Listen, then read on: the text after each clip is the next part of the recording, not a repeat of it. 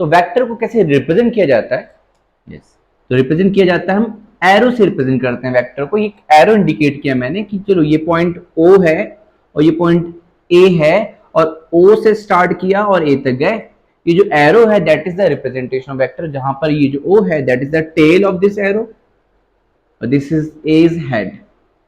और ये जो लेंथ है इस एरो की इज द, दिस लेंथ क्या है?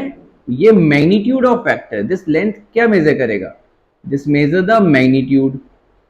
तो बात करें कि कोई वेक्टर क्वांटिटी है, लाइक कि फोर्स, अगर हम कहें फोर्स अगर वेक्टर क्वांटिटी है फोर्स, तो हम फोर्स को डिनोट कैसे करते हैं?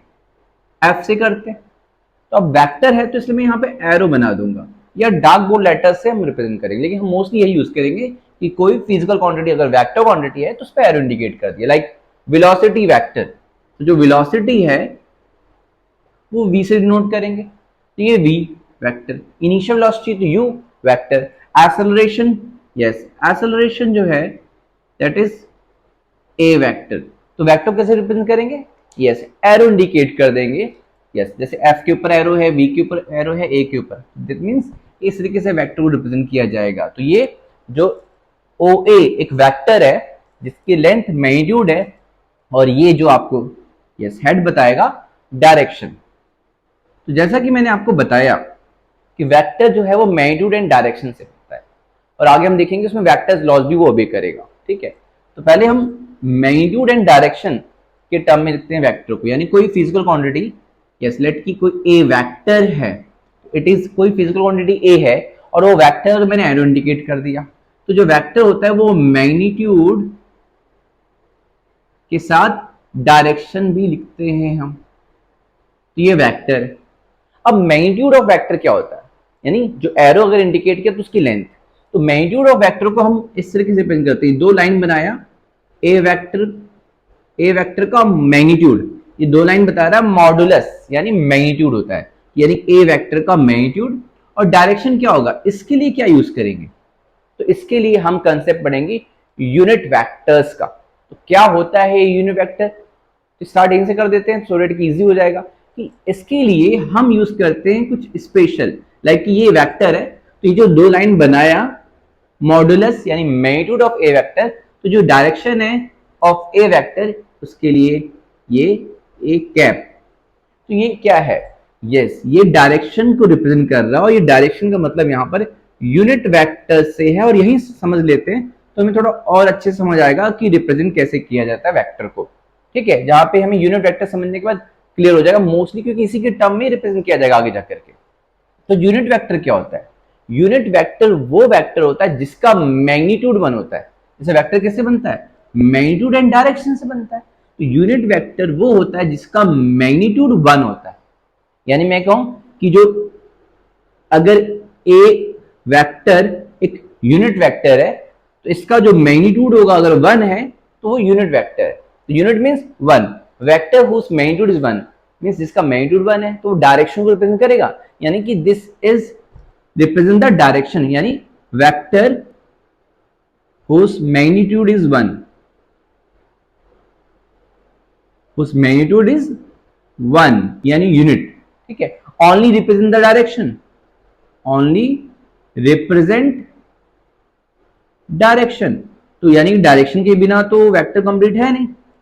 मैग्नीट्यूड तो स्केलर क्वांटिटी का भी होता है, यानी ये ही है जो वेक्टर को कंप्लीट करता है। तो यही वेक्टर को कंप्लीट करता है, यानी इसके बिना वेक्टर है ही नहीं डायरेक्शन के बिना। तो इसीलिए क्योंकि ये स्पेशल है तो किसी वेक्टर का यूनिट वेक्टर क्या होगा? यस, ए कैप लगा देंगे, यानी ए कैप मींस ये स्पेशल है, तुम्हें कैप पहना दिया यानी टोपी पहना दी तो समझ लो ये स्पेशल है, इसके बिना वेक्टर कंप्लीट नहीं, यानी ये यूनिट वेक्टर है।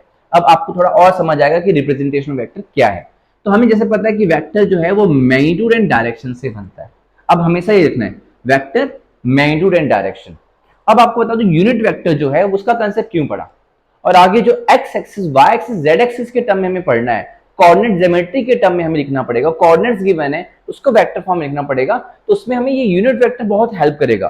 ठीक है, और वहां से हम वेक्टर को रिप्रेजेंट कर सकेंगे। तो अब हमें क्लियर होने वाला है कि आखिर रिप्रेजेंट कैसे किया जाता है वेक्टर को। तो आपको बता दूं जो एक्स एक्सिस है उसके लिए जो यूनिट वेक्टर यूज करते हैं, मींस मैं एक्स एक्सिस के लॉन्ग मूव कर रहा हूं तो यूनिट वेक्टर जो रिप्रेजेंट करते हैं उसके लिए आई, यस, आई कैप यूज करते हैं। कैप मींस यूनिट वेक्टर है, तो यानी एक्स एक्सिस के लिए आई कैप, वाई एक्सिस के लिए जो यूज करते हैं वो जे कैप यूज करते हैं, जेड एक्सिस के लिए जो यूज करते हैं के कैप यूज करते हैं। Means I cap, J cap, के कैप यूज करना है अब हमें एक्स वाई जेड की जगह। और minus x minus y minus z के लिए क्या यूज करेंगे, yes, minus i minus j minus k cap use करेंगे हम। तो नाउ जरा हम वेक्टर को रिप्रेजेंट करते हैं, यस, कैसे रिप्रेजेंट करते हैं, मैं आपसे कह रहा हूं कि मैं डिस्प्लेस हो रहा हूं, yes, 5 metre along the x axis. तो जो डिस्प्लेसमेंट वेक्टर है ऐसे नोट कर रहा हूं, और ये वेक्टर है तो एरो बनाना पड़ेगा, और ये इज इक्वल टू होगा इसका मैग्नीट्यूड। मैंने मैग्नीट्यूड क्या बोला, 5 मीटर, ओके, 5 मीटर मैग्नीट्यूड हो गया, और direction along the x axis, और एक्स एक्सिस के लिए कौन सा यूनिट वेक्टर होता है, आई कैप। तो इस तरीके से वेक्टर को रिप्रेजेंट कर दिया मैंने, yes, x s is the displacement vector, 5 metre magnitude, और आई कैप उसकी डायरेक्शन। और अगर मैं इसे ड्रॉ करूं, यस, कि मैं ओ पॉइंट से स्टार्ट होके ए तक गया और ओ से डिस्प्लेस हुआ, तो ये जो लेंथ है वो 5 मीटर है, और डायरेक्शन ये एक्स एक्सिस के लिए आई कैप, यानी ये एक्स एक्सिस है। और अगर मैं कहूं कि मैं 3 metre along the Y axis गया तो कैसे रिप्रेजेंट करेंगे, यस, तो अगर मैं कहूं कि ये ओ पॉइंट है और यहीं पे इंडिकेट करना चाहूं, यस, ये मैंने वाई एक्सिस ओ से बी गया और ये 3 मीटर है, तो मैंने ओ बी वेक्टर को क्या कहना है, ओ बी वेक्टर, यानी ओ से बी जो डिस्प्लेसमेंट हुआ मेरा ओ से बी का, वो होगा 3 मीटर मैग्नीट्यूड हो गया, और डायरेक्शन अलोंग वाई एक्सिस है, तो we can use j cap, और इस तरीके से वेक्टर को रिप्रेजेंट किया जाता है। तो नाउ एक कंबाइन एग्जांपल देते हैं कि फर्स्ट मैं डिस्प्लेस हुआ O to A and it is 4 metre, direction, yes, x axis यानी i cap. Then O to A के बाद मैं ए टू बी गया and yes 3 metre, A to B 3 metre, और डायरेक्शन क्या है, वाई एक्सिस यानी जे कैप। तो बताओ टोटल डिस्प्लेसमेंट क्या हुआ, यस, डिस्प्लेसमेंट जो हुआ आपका S1 ये प्लस S2, और वेक्टर में यही O से A गया, देन A से B गया, और आगे जाकर के S1 प्लस S2 गया मैं। जो मेरा ओवरऑल डिस्प्लेसमेंट है वो S1 ये OA है, और S2 मेरा यस AB है। और जब लिखूं मैं यहाँ पर S1 को तो 4 मीटर आई कैप यानी 4 आई कैप मीटर में, और S2 को 3 मीटर, डायरेक्शन जे कैप, ये पूरा मीटर में ऐसे लिख दिया। तो मेरा जो डिस्प्लेसमेंट है वो 4i प्लस 3j है, ओके। अब ये पूरा डिस्प्लेसमेंट वेक्टर है। अब आपको यहाँ पे बता दूं कि जैसे आप कहेंगे 4i प्लस 3j 7 नहीं होगा, ये आई कैप और ये जे कैप है, क्या आप कभी 4x प्लस 3y करके 7x बोल देते हो, नहीं ना। तो ये 4x कॉम्पोनेंट हो गया अलोंग द एक्स एक्सिस है, ये 3y के अलोंग है, तो इनको ऐड करके 7 नहीं लिख सकते आप, ओके। जब 4i cap plus 3i cap होता तो 7i कैप होता, यहाँ पे 7 नहीं होगा।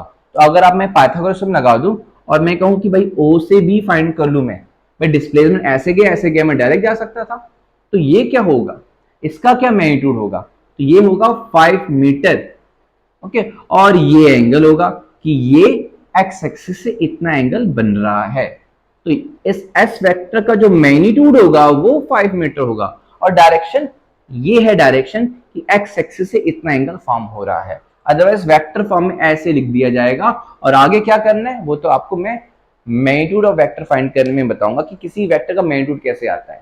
वो पोजीशन वेक्टर बताऊंगा, डिस्प्लेसमेंट वेक्टर बताऊंगा, वो अलग से डिटेल बताऊंगा। फिलहाल मेरा यहाँ पे कहने का मतलब है कि वेक्टर को रिप्रेजेंट आगे कैसे किया जाएगा। लाइक ओ ए क्या है, S1 वेक्टर है, 4 metre i cap, A B क्या है, S2 वेक्टर है, 3 मीटर जे कैप। तो टोटल डिस्प्लेसमेंट क्या हुआ, दोनों को वेक्टर ऐड किया, वेक्टर सम किया। अब ये वेक्टर सम क्या होता है, सब्ट्रैक्शन क्या होता है, एडिशन कह रहा हूं, सब्ट्रैक्शन क्या होगा, प्रोडक्ट क्या होगा, वो तो हम यस आगे स्टडी करेंगे। अभी तो रिप्रेजेंट करना सीखा है कि वेक्टर को कैसे रिप्रेजेंट किया जाता है।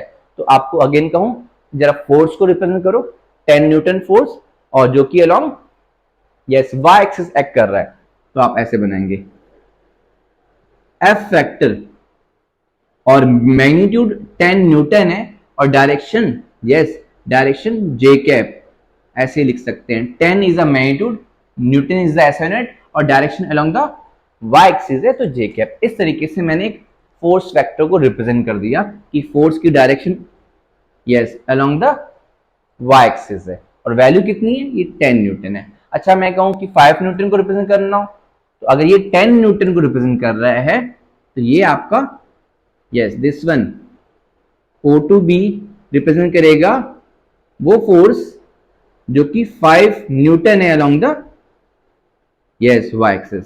ये 10 न्यूटन क्लियर दिख रहा है ना, ये एरो और ये एरो देखो ध्यान से, इसकी लेंथ और इसकी लेंथ, अगर ये 10 है, अगर ये 10 है माना तो ये क्या होगा 5 तो उसका आधा दिखाना पड़ेगा ना, क्योंकि ये जो लेंथ है वही मैग्नीट्यूड को रिप्रेजेंट कर रहा है। इस तरीके से हमने वेक्टर को रिप्रेजेंट करना सीख लिया, क्लियर कि वेक्टर कैसे रिप्रेजेंट किया जाता है।